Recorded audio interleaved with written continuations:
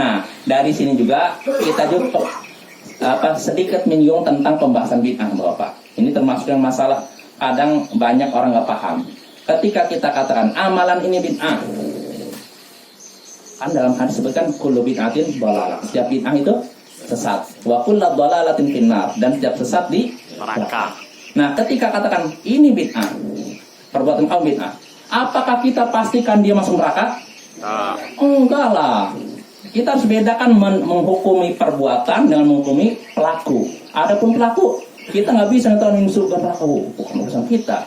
Tapi perbuatannya kita katakan kamu perbuatan kaum bid'ah. Maka keliru ketika itu orang-orang Wahabi ini mengkafir-kafirkan umat Islam, membid'ah-bid'ahkan dan mengkafirkan umat Islam. Kenapa? Apa alasannya? Karena sebenarnya bid'ah. Kalau bid'ah berarti sesat. Kalau sesat berarti di neraka. Berarti sudah memastikan kita masuk neraka. Kalau memastikan kita masuk neraka berarti kita kafir katanya. Nah, ini keliru. Dia nggak belajar. Coba kalau dia belajar sini, diterangkan. Mudah-mudahan paham. Ya, kalau memang dia punya istilahnya niat baik ya. Adapun orang yang nggak mau tahu, pokoknya ini susah. Tapi kalau orang yang masih dalam hatinya masih ada niat baik, tidak tertutup oleh fanatisme kelompok, insya Allah dia mau dengar, insya Allah paham. Dia akhirnya berpandangan bijak kepada kita. Tapi kalau orang udah fanatisme kelompok, nggak peduli saya. Pokoknya ini orang ini suka mengkafirkan, suka membid'ahkan, suka menyesatkan, dan suka memasukkan orang ke neraka katanya. Nah, ini keliru Bapak ya. Jadi sekali lagi nggak seperti itu ya. Misalnya kalau kita bicarakan itu dai itu kalau yang bid'ah itu gimana Ustaz? Sama kawan-kawan misalnya. Boleh, nggak masalah kalau memang ada maslahat. Artinya begini, kan Bapak-bapak asalnya kita kan tidak boleh menyebutkan kekurangan orang lain, ya tidak? Ghibah nggak boleh kan? Ya tidak? Ghibah itu definisinya apa sih? Nggak, definisinya apa? Membicarakan sesuatu aib Anta tur'aqa bima yakrah. Dalam hadis yang gitu kan, engkau menyebutkan tentang saudaramu apa yang tidak dia sukai. Kalau ada seorang, misalkan dia pelaku maksiat yang sembunyi-sembunyi, nggak terang-terangan ya. Suatu saat kita masuk ke rumah seorang, ternyata ada orang melakukan hubungan nggak bagus. Dua orang laki-laki perempuan gitu, kita pergi. Lalu saya ngomong ke orang, dia itu begini. Kira-kira orang yang dibicarakan senang tidak? Tidak. Nah, itu ghibah kan, namanya kan. Nah, dan begitu juga orang misalkan berbuat bid'ah, kita bilang dia itu melakukan bid'ah. Senang tidak? Tidak senang juga kan? Ya. Nah, maka asalnya kalau seorang melakukan bid'ahnya itu sembunyi-sembunyi, kita nggak boleh menyebutkan kekurangannya itu, bid'ahnya itu, aibnya itu jangan. Tapi kalau seorang terang-terangan, bahkan mengajak masyarakat untuk melakukan itu, maka nggak ada istilah ghibah. Karena dia sendiri yang membongkar aibnya, ya tidak? Ya. Sama seorang pelaku maksiat, misalkan naudzubillah, zina terang-terangan di depan umum.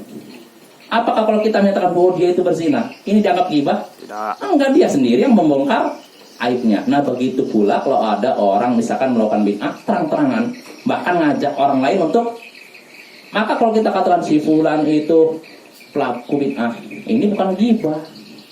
Jelas Bapak ya? Apalagi kalau tujuan kita supaya orang yang awam tidak ikut dia, maka kalau kita sebutkan itu bukan ghibah. Makanya seorang ulama, saya lupa, Imam Syu'bah kalau nggak salah, beliau pernah berkata, memanggil ini para ulama lain, ta'alau naqtabu fillah, marilah kita ghibah di jalan Allah. Ghibah di jalan Allah, marilah kita menggunjing di jalan Allah. Apa maksudnya? Kita sebutkan si fulan yang bid'ah, dia dusta, ini. Jadi sebutkan apa kesesatan seorang supaya umat tidak ikut dia. Itu boleh kalau memang ada maslahat. Tapi kalau tidak ada maslahat jangan. Asalnya kehormatan seorang muslim terjaga. Jelas Bapak ya? Jadi kalau kita kan si fulan ini penyebar bid'ah, punya pemikiran sesat, pemikiran syubhat, maka kalau memang kita perlu menyebutkan itu supaya umat waspada, nggak apa-apa. Tapi kalau kita nggak ada maslahat, sekedar untuk obrolan biasa atau untuk ngisi waktu kosong, ini nggak boleh, haram.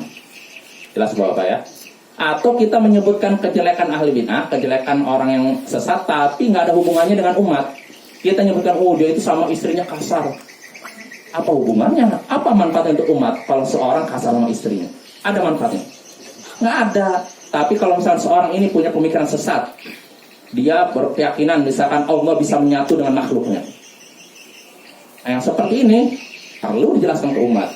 Tapi kalau si fulan dai sesat misalkan, sama istrinya kasar, sering mukul, apa masalahnya kita sampaikan ke umat? Ada masalahnya? Nggak ada Bapak ya.